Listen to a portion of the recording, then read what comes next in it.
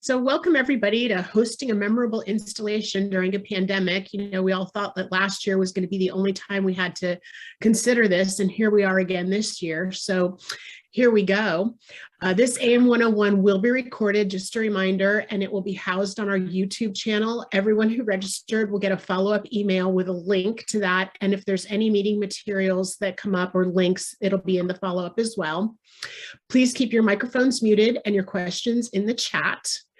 And with that, I'd like to introduce our moderator, the famous Emily Horn, and our panelists, Romeo Arrieta from Marin Association of Realtors, Wendy Austin from Ventura County Coastal Association of Realtors, Kimberly Foreman from Newport Beach Association of Realtors, and Donna Hawker from the Ridgecrest Area Association of Realtors. Emily, it's all you. Thanks. All right. Thank you, Peggy. And thank you for all the hard work you and Adina do to put these together so often. I love all the education we're able to provide and just to get together. And I hope you're enjoying these sessions too. Thanks for letting me moderate today. I remember very vividly putting on installation events in my former roles as an AE, and they're not easy on a normal day. So now that we're in a pandemic still, and I wish we could say post-pandemic, but we're still in the thick of it, hopefully getting better every day, but that's still creating a lot of challenges to put on any sort of meeting, event, or gathering. And installation events happen to be something that I think a lot of our board of directors hold dear. They look forward to. Our membership usually gathers, and it's a real connection opportunity. So I'm excited to talk to these very seasoned and smart AEs to hear what your plans are for installation, how you're navigating these choppy waters and still creating that connection. So let's just start. Romeo, you're closest tile to me. I'm going to start with you. Can you let us know what your plans are for your upcoming installation of officers and directors, and if it differs from your usual circumstances? So this differs from our usual circumstance, and we may be in the minority here, but after a lot of conversation with our president-elect, we are going to do a virtual installation again this year. If I had to paraphrase if I had to summarize what I think the feeling from our board of directors and our leadership is this is not optimal, but we've toughed it out this far. We can do it at least one more time to make sure everyone's okay and safe. I think part of that is we've had a couple scares around here, and everyone takes it serious. So I'm curious to see if any of my colleagues are experiencing similar, but my suspicion is that that's probably a minority opinion. Okay, thank you. I think some possibly attendees right now are kind of drooling, wishing that their board was maybe so certain and decisive about that, and making this in some ways easier for you so that you can plan at least. Okay, so I'm going to come back to talk more details about how you're going to execute that, but first I'll just keep going around. Wendy, what are your plans as of right now for your installation event? So as of right now, we are planning an in-person about the second week of January. But we always have secondary backup plans or a way to shift, because we've had to do that the last several years that I've been here. 2017, we had Thomas Fires, and 4 days later was our installation. So we had to quickly maneuver through that.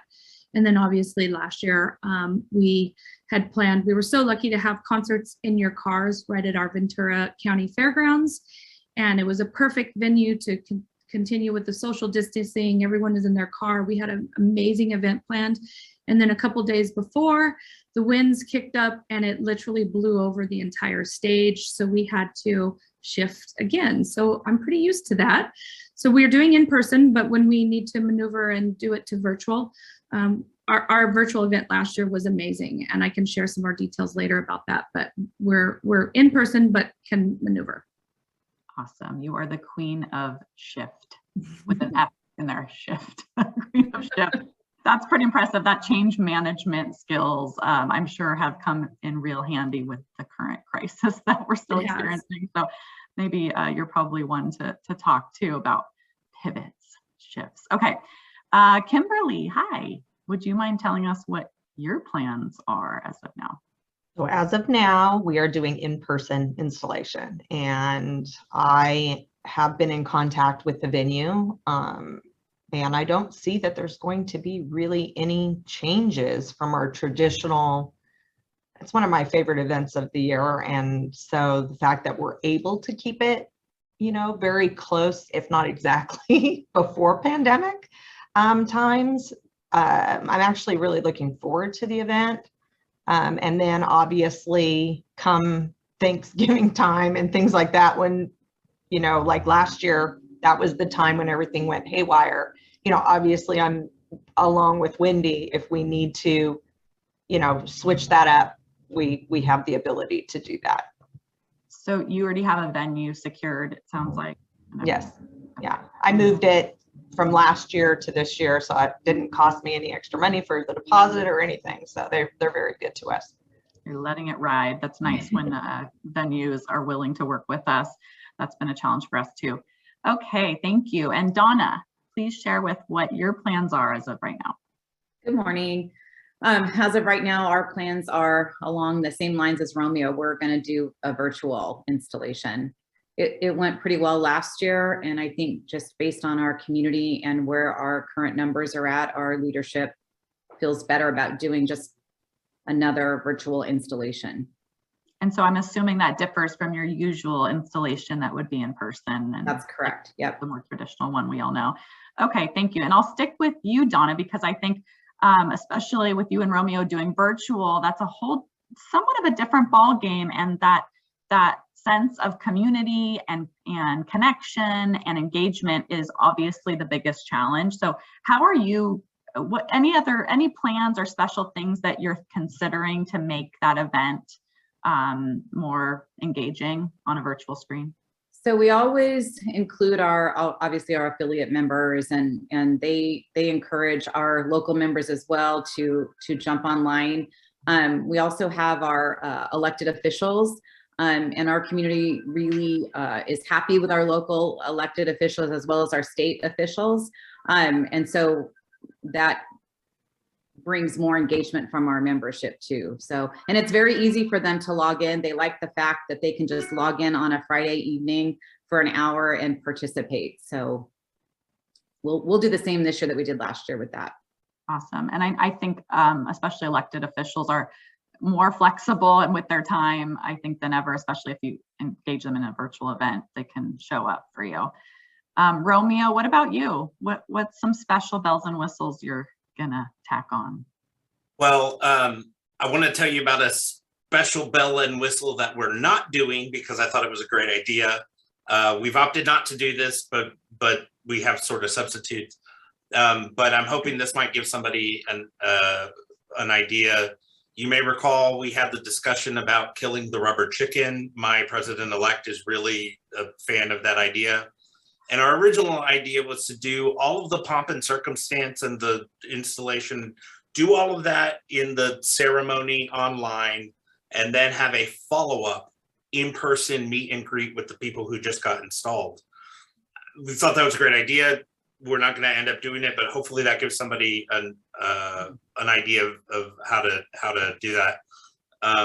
Our goal, however, is to have something short and visually stimulating in the program. So our focus is, if we're going to recognize people, get great pictures, show them, and do that within the confines of the program. Got it. Okay, so and with that, I think for virtual events, besides the engagement factor, which I do want to talk more about in terms of getting members engaged especially, but aside from that, it's really hard, I think, also or challenging to honor your president or make sure that you're giving that due honor to the incoming president, to the outgoing leadership, Romeo and Donna, I'll just stay on you two for a second since you're doing the virtual event. How are you planning? And Donna, you touched upon that a little bit with the legislators, but any other things you're doing to make sure that that special factor is there?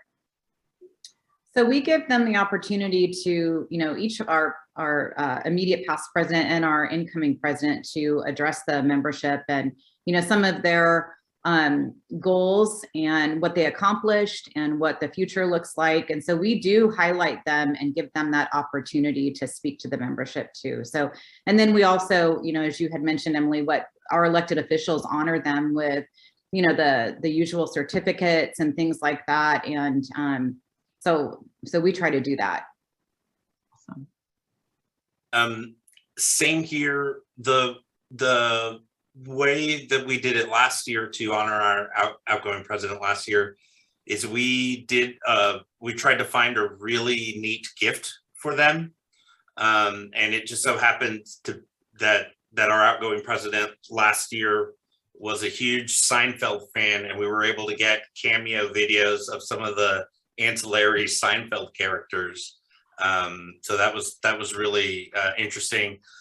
Have not figured out the appropriate, equally cool thing for our outgoing president this year, but we're working on it. That is such a fun takeaway. I just want to highlight that because if anyone missed that cameo, I don't know what the website is. If you have the website, post it in the chat, but there are some stars, some celebrities that will, for a fee, and it's pretty nominal fee most of the time, say a little message, record a little message like, "Hey Romeo, heard you're going to be installed as the incoming president at the Marin Association. Awesome. We heard you love blah, blah, blah." And so it's like this personalized message, which is a little funny since it's from a celebrity they don't really know. But there's a kitschiness and a fun spirit attached to it. And I think that's a really creative way of just making them feel special. That's great, Romeo. Great idea. Okay. We'll shift into the in-person event plans between Kimberly and Wendy. So I think what people think of first for in-person events right now is, what are your safety protocols? How are you going to serve food? How are you going to create a safe environment to protect everyone's well-being while still having fun? All right, Kimberly, do you want to take that one first? Sure. So our event's always a plated event, so I don't have to switch that up. I know buffets are an issue for a lot of venues. So ours is always plated, and I'm not going to do any, requirement for vaccination cards or negative COVID testing or any of that. However, I am going to ask everyone that walks through the door to sign a waiver that we used in August for a mixer we had. And in that waiver, our attorneys put a special notation that the requirement for vaccination or negative testing is not prevalent to the event, and that anybody coming needs to do their own due diligence and determine whether or not it's safe for them to be there. And at this point, in terms of real estate and in our geographical area here, I really think there comes a time when everybody needs to do their own risk assessment, just like with everybody going to Anaheim for the C.A.R. meetings.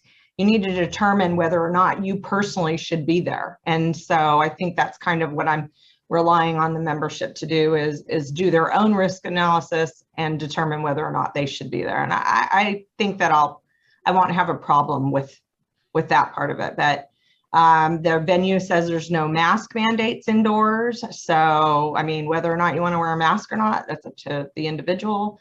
And I don't think it's going to be any different than going to a restaurant. We'll have tables of 8 and, just go from there. So I don't really see any elaborate safety measures being put in place at this point. And with that, I know earlier we were talking about this offline, is that it's sometimes hard to get your board on the same page, whether it's to be more cautious or less cautious, or there's, like we're seeing in society in every realm right now, there's a lot of polarization on how people feel about this and how they're behaving. So have you had to come up against any of those conflicting views, or was your board pretty much singing from the same song sheet to begin with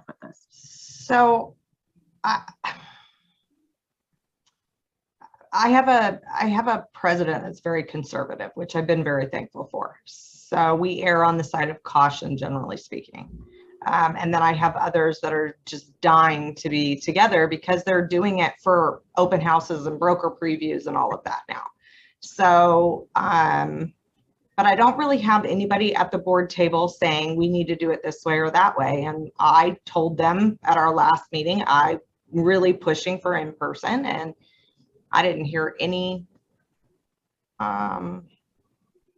comments otherwise. So I think it really, and I told them too, it depends on where we're at. Come, we do it like the first week of December, obviously if there's some big push before Thanksgiving where you, like last year where you weren't allowed to be, you had to stick to your households and that type of thing, then we probably should think about doing it differently. But as of today, I would really like to see our membership, get together for this event. It's great. It sounds like there's a lot of alignment with the direction you're going, which is always helpful. Wendy, how about you? As of right now, and I know yours isn't until January, so, like you said, and you're ready to change if you need to. What are your plans in terms of safety protocols? So ours are pretty easy because we have to follow the county. And so right now, Ventura County is indoor mask requirement, and we've already made that shift for the small amount of things that we're doing in the association for training, and we're limiting the number of people. A table has 3 chairs. Right now, we've set that to 2. So we'll take all of that into consideration, but it kind of is just an easy commentary to not only leadership, but to our members. We're following the county protocol. And right now it's indoor masks, take it off when you eat, and then put it back on. So if that's where we are in that stage, then we'll do that. And certainly, just like Kimberly, we do have waivers and all of those kind of disclaimer pieces of those details that we need just to keep the association out of any kind of litigation. So yeah, and then same with Kimberly, I have some board members or leadership is conservative, and the others are just like, oh, I want to hug everybody. I want to, get in your face kind of thing. So it's kind of across the board, but they're all accommodating in terms of just coming to the realization that the bottom line is we have to do the right thing as leaders, and you have to keep your members safe. So tough conversations once in a while, but the bottom line, keep members safe and staff. So yeah. Tough balance.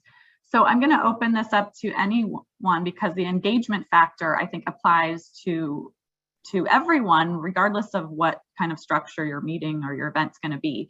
And it's, we saw member engagement obviously soar last year. When we went virtual, they never needed their associations more than ever. And they also were home in front of their computers, unfortunately, for a short time before they became essential and things opened up for real estate a little bit more. But I'm hearing now, and I think engagement is still up, but it's dwindled since then, because I think partly because the members are out, and about. They're not just sitting in front of their computer, just a lot of factors. And I think that's a huge one for an installation event. You're putting so much effort, whether it's virtual or in person, you're putting a ton of effort and hours into this, money. How are you ensuring the members engage in this as well? Or are you you might be keeping it small. Tell me about your engagement plans. Anyone can jump in on this. Well, I'll jump in really quick. So for us, it's all about the details, and I probably drive our staff crazy. I think Tammy is one of my staff members. She's on, and drive her crazy. It's about like from the start to the finish, and it's about the experience for our members. So we really switched things up a few years ago. We transitioned from a lunch or an evening to a breakfast. Our members love that. It's kind of fun because you can do mimosas and Bloody Marys, which is always a nice perk. But the invitations are obviously designed to a theme. So for instance, a couple of years ago, we had a theme and we honor our incoming and our outgoing. And so our theme was in motion. And so we always do a fun photo shoot with the 2 of them. And so we base everything around that. And this year we're really excited because our incoming president, he's known for wearing his bow ties. And so the attire that's going to be required is bow ties for everybody. You have to wear a bow tie in some capacity. So part of that experience, we all do these programs, and we just recycle from, 20 years ago. So we switched ours up. again, a photo shoot, and we just draw kind of everybody in. So ours just truly is always about the member experience and just making, I don't know, just graphics and making it fun and a theme. And we always seem to get really great compliments on that. So we're excited about this year too. Thank you for sharing those visuals. It really helps, I think, get everyone's wheels turning. I really, especially, I love a good theme. I'm a party planner type of person, even in my personal life. So, but the theme really truly does bring it kind of together and gets people excited. So I think you're really smart to do that. And I also love how the visualization of having the outgoing and incoming president is like this baton that like people can actually see this transition happening and this continuity. I think it develops a lot of security and just kind of stability from that external too. So well done. Anyone else want to share how they're getting some excitement, engagement surrounded by their event? Shoot, that's towards the top. That's a really fun one. Photo shoots and all. I love the bow ties. Absolutely love it. I'd love to have a really great comment right now, but I'm busy jotting down notes from Wendy's comments. So, thank you. I don't know what. Unfortunately, my president and president-elect don't wear bow ties, so I gotta figure something find out what they're into. So I have a question, Wendy. How did your membership transition? Was it pretty easy from maybe a gala like in the evening or a high-end luncheon to a breakfast brunch type event? So it's certainly, there were a handful of the kind of naysayers when we said we were going to do a breakfast. Oh, I don't know how that's going to work out. I'm probably not going to have the biggest turnout or whatever. I don't know. They just really ended up liking it. And it was really the icing on the cake for staff and the committee that put this on was when we were done tearing all, everything down. After the event, we walked down to the hotel lobby and half of the membership was at the hotel lobby bar having fun, networking. And I get that in a pandemic, we may not get that, but we didn't plan for that. And so to have things that are organic like that, really, it was nice because it put a smile on our face. We made the right decision. So this year is actually our 25th anniversary. And we've had the conversation, like, let's do something formal. We've been through a pandemic. If we can actually pull it off and we can all be together, let's do something in the evening. And they have all collectively said, no, keep it a breakfast.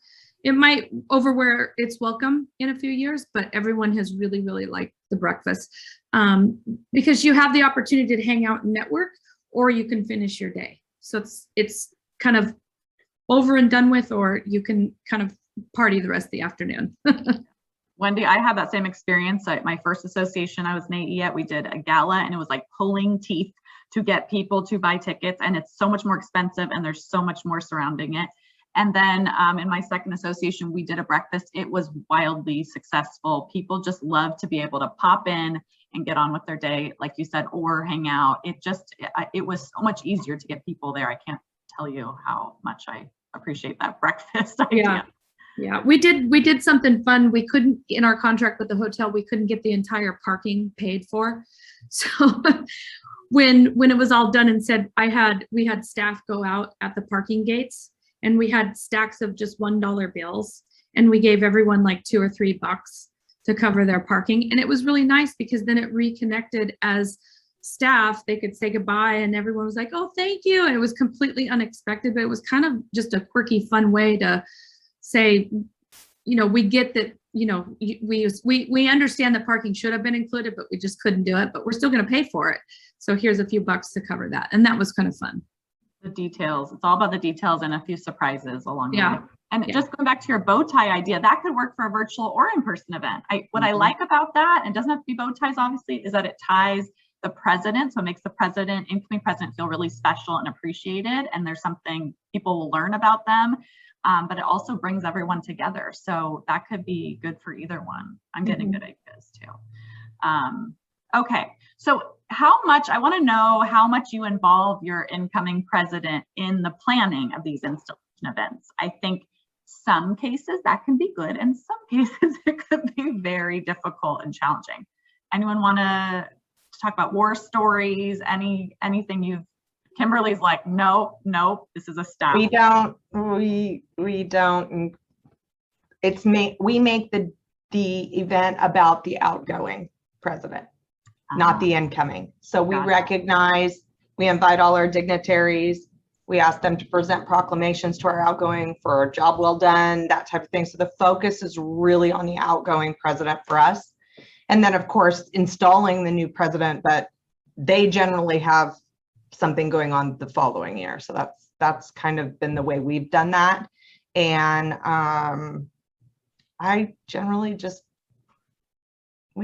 just do it. We don't ask for much from our leadership on that avenue.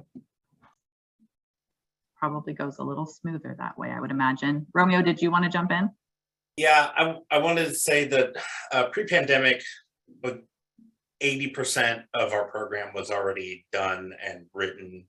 And now that I look at it, I think that, I don't know, a good portion of our event was people walking up to the stage to be recognized, for everybody to have applause.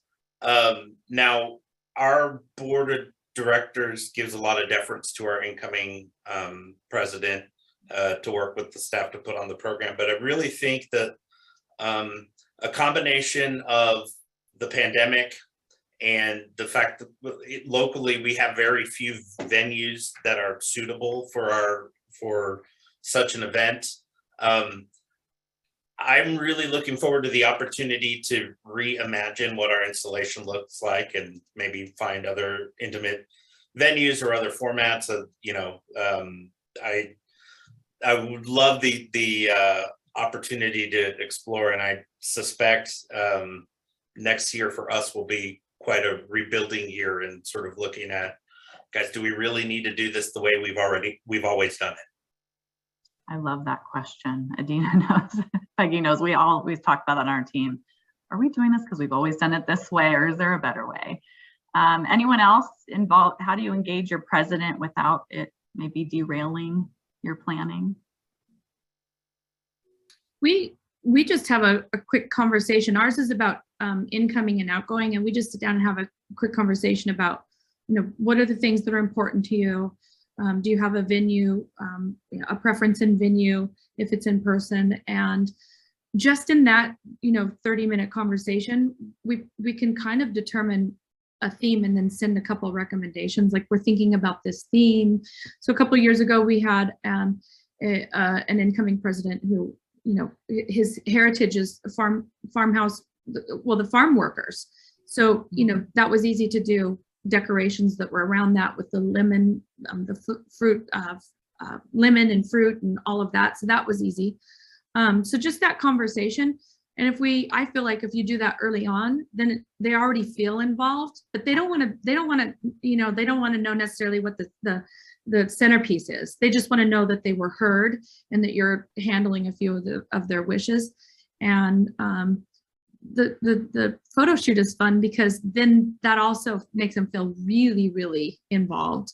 And you don't even have to hire a photographer necessarily. I mean, nowadays iPhones have such great phone cameras. That's an easy. You don't have to have a big budget to do a lot of this stuff either. So we just involve them early on. Yeah, and that bonding, I think, even with you, your staff, and them is valuable as well, even to do the photo shoot with an iPhone. It's just like it's taking time out to see them and them feel like they're important and that you're honoring them. I love that. Donna, any other comments on that topic? We just follow the same kind of path that Kimberly mentioned. Ours is really focused on the outgoing and the accomplishments. Awesome. So I'm getting some questions in the chat. I do want to, we will ask for, please feel free to raise your virtual hand if you want to mention something, and then I'll also just address a few things I'm seeing. In terms of the waiver, C.A.R. does have a template waiver that we've provided the associations. We will resend that out in Peggy's follow-up email. So obviously this is something that you should still run by your local attorney, your association counsel, but it's a starting point that you may want to use. And I know that others look like they're very willing to also lend theirs to everyone else. So I have a question about for virtual. Someone's asking about any games or ways to give away prizes and engage the audience that way. Romeo and Donna, any ideas on that? We usually have like a some sort of giveaway from our sponsors. At our previous general membership meeting, which was also 100% virtual, we did something that was different. We got a local comedian to do a quiz on like our local area that had a lot of fun, interesting questions, and I think that went over well. So yeah, I would certainly recommend, if you are doing the virtual thing, just the regular meeting agenda isn't enough. Like, you gotta jazz it up a little bit. A lot of zhuzh, that's what I call it.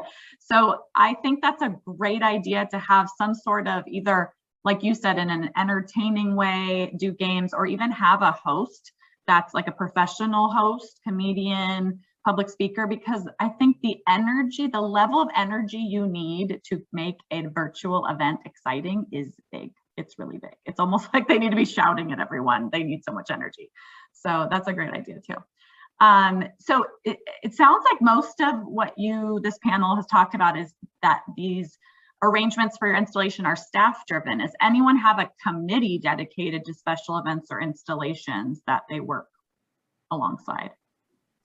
Wendy, we do. We had a committee, and we've transitioned to a work group.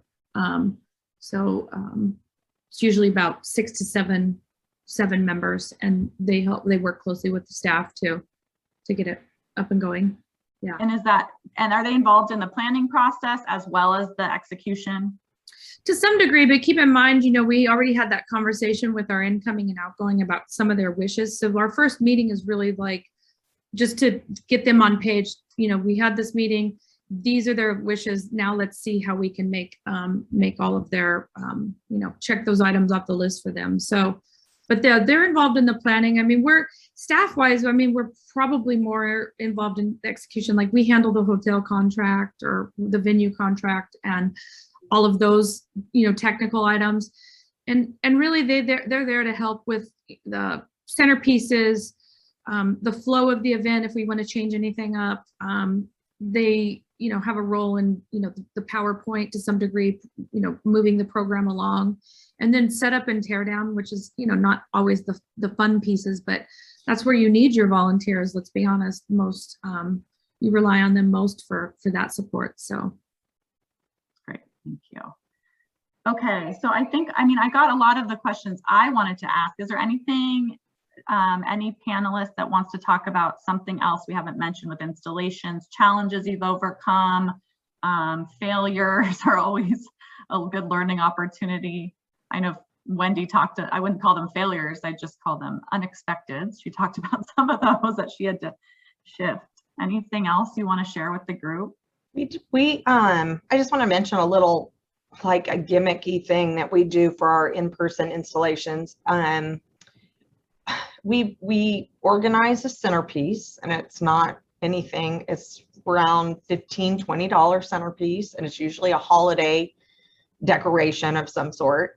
And then we do a yellow circular sticker, and we put it under the butter plate. And then at some point during the program, the outgoing president will say, those of you that have, your butter plate sticker, you win the centerpiece. And believe it or not, it's a huge, it's really kind of silly to me, but they absolutely love it year after year after year. So I go out and I buy however many tables I'm going to have. Like, I need to go this week probably to get it done, but it's something that does not cost a lot of money, and the members absolutely love it.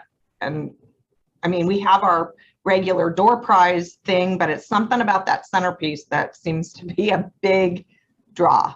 I love it. What amazes me, as you're talking, I was thinking about how many hats AEs and association staff wear. It's like you manage, sometimes multi-million-dollar budgets, thousands of dollars. budgets, you know, the marketing aspect, and then you also put like dots under butter plates. You know, it's just, this is how this job is. It's the best and hardest thing about it, all the hats. Donna, you had something too, I think. Yeah, I was just curious for the other members of the panel, how what do your sponsorships for your affiliates look like? Do you guys do something like that? Does the installation just come out of the general budget for you, or do you allow them to participate at a certain financial level? We do both. We budget for it, but you know, sponsorships certainly help, you know, offset the expenses for sure. We offer a sponsorship, and I think I've had 2 over the last, 5 years. So generally speaking, it just comes out of the general budget. But if I get that sponsorship, it'll either pay for the centerpieces or the plaques and awards, that type of thing. COVID happened to coincide with the change in our sponsorship model. Whereas we went from event to event, we kind of did a for the whole year title sponsorship. So it happened to have worked out. We've had 3 sponsors all year that get some speaking time at our events, and they're the ones that generally have a quiz question or randomly pull a name from one of the attendees to do something. But we have a combination of charging for the events and being offset by sponsorship. Romeo, can you tell us more about how you administer those, or have affiliates apply or commit to those sponsorship? Is there like a window in the beginning of the year where that's like open enrollment, or how does that work? Wow. Okay. I have a great staff that I work with to put together the package and the plan. And so we kind of put up the plan for, these are the events that we're going to have next year. This is how much we're going to work for. This is how much the sponsorship is. And then we go around and try to sell them and work with the individual investors. I like that. That's something different I haven't personally heard about. And I'm sure there's a lot of work it's a lot of work in the beginning, but then you get the benefit of having, kind of being able to plan better and incorporate them in a more meaningful way, I would think, where they get literally more bang for their buck, right? The big selling point is that you have a little bit of exclusivity. It's a higher price point, but it's more exclusive. Mm-hmm. Yeah. Did anyone else want to talk about affiliate topic? Do we get that out? I know that everyone's been, talking about how to be creative with your affiliates. That's also been a challenge, obviously, in the virtual environment. Any fundraising components to your installation? Do you incorporate that at all? Foundation activities? No, not this group. I think we're seeing some of that in the chat. We had our last face-to-face installation, Emily, we had our local high school orchestra. There was like a 3 or 4 piece orchestra, and we made a pretty large donation to their group for their cause, and it was great, and it was so well received, and the kids were awesome. They had a ball. It was so much fun. I love that you incorporated something meaningful and entertainment. Yep. Yeah. I know a lot of associations do that really well, and sometimes to increase engagement, I think one approach is to incorporate some sort of giving so that people feel compelled to be part of it. And I know I've done like a Coats for Kids drive where everyone gets assigned in advance a child, and they get the age and the colors they like or whatever, and it's someone in the community, and they buy and wrap a winter coat. And that just brought people in the fold, where it wasn't just the breakfast, it was they wanted to be part of this Coats for Kids for the community. So I know there's a ton of community driven events that the AEs and associations are so good at. Wendy, did you have something else to add to that? No, we don't tie to a foundation or anything. Got it. Okay. Elizabeth Breen, I saw your hand up earlier. I'm not sure if you still have a question or want to add something. You're welcome to unmute if you would like. I was just going to comment about what Wendy was saying about switching it up. So we had a gala when I first arrived in this job, and the attendance was really dropping off. We switched to a lunch. We did a lunch for a couple of years. And this year we're switching again, and we're going to do a happy hour at a very kind of local iconic bar and make it more of a party because we didn't do anything last year. And our outgoing president, who really wasn't honored last year, is kind of a country guy. So we're doing like a boot contest, kind of similar to what the bow tie thing for Ashley in at Wendy's Association, and some other kind of fun things to get people more involved. And we're just fingers crossed that nothing will change in our county with the situation and that we'll be able to do something in person. But I am kind of a fan of changing it up. It seems like it kind of re-energizes people. So we'll see how it's received this year, but I think it will be. And because we have so much budget savings in travel, we're subsidizing the ticket costs for our members this year.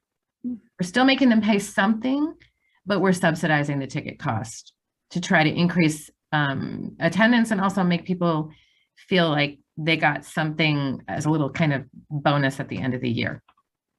Nice. Well, with all the travel we've all saved on, we have a little bit more to play with, I guess, huh? I'm not seeing any other questions, but Peggy, is there anything in the chat or anything that you're getting that you want to make sure this panel addresses? No, I think you've seen everything that I've seen, but we might want to open it up for live questions. Absolutely. So if you have a question, please jump in, raise your hand.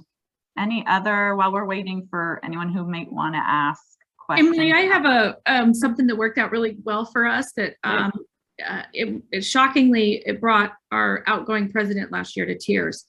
I reached out to every person on C.A.R. leadership and every person on N.A.R. leadership and asked for a video. And I gave, like, when I emailed everybody, I gave like a little script, like, because you know they don't know them personally. So I just said, you know, Tim is blah, blah, blah, blah, blah, whatever.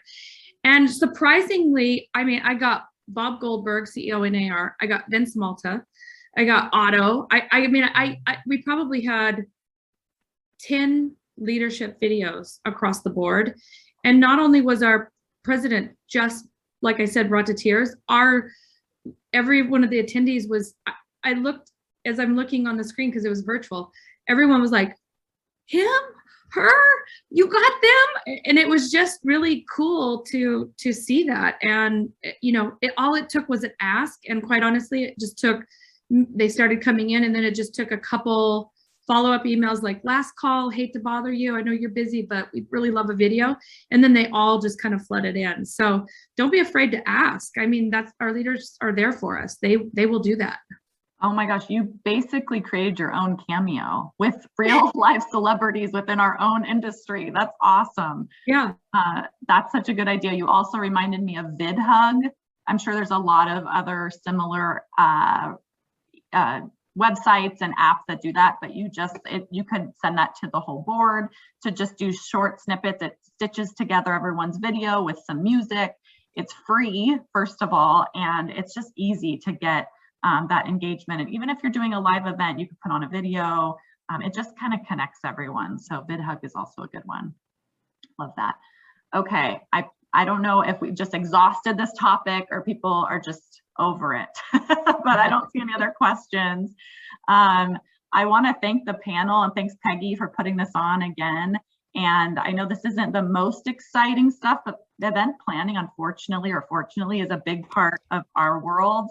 And so these details I know do help to share ideas. And I think there was a lot of creative things put out today. So I appreciate each of you sharing and being so generous with your time and ideas. And Peggy, with that, I'm going to send it back to you. Before we end, if anybody else has any great ideas of things that they did that were either wildly successful or mad failures, I would love to hear those as well. Yes. Sometimes the beauty's in the failure. Are you talking about from the panelists or from everyone? From anybody, yeah. So if I can have a second to talk about the other events that aren't installation. Yeah. I do want to mention that we were able to use this year. We had a whole lot of like rethinking. Why do we do it that way? Does it have to be done that way, et cetera? And so we used a lot of the time and money savings that we would have spent on installation, just the effort we would have spent on an in-person installation last year, and moved it into creating an online speaker series this year, which we hope to continue in the future. So we added 4 more informative topical events. So we were able to get speakers from C.A.R, from C.A.R, attorneys, et cetera. Fortunately for us, our last few presidents have been not really into the big installation event. So we're kind of starting from a blank slate, and I'm really excited to see, okay, starting over, you know, if we were to start this event from scratch, how would we do it? And I think this is a good opportunity as we're recovering to say, hey, if we were starting this today, would this event look this way? So that's the one thing I will put out there and challenge my colleagues. That's a great point, I think, and especially the Realtor Association. I think we are traditionally pretty set in our ways in a lot of the senses, right? This installation event alone is just, it's sometimes filled with a lot of pomp and circumstance that I think is overly formal for this day that we live in today. So I love that you're challenging everyone to think outside the box and modernize to make sure it fits the day and the people you're serving. Anyone else want to piggyback on that? You left everyone speechless, Romeo. Okay, Peggy, I'm really going to give it up to you, and thanks again. Okay, with that, thank you to Emily and all the panelists for being so open and honest with all of your plans, and the chat was lit up the entire time. So obviously great job and a hot topic on everyone's minds. I will get out the information to everybody in a follow-up email after this. So anyone who registered will get a follow-up email. And thank you all for attending. Thank you for participating.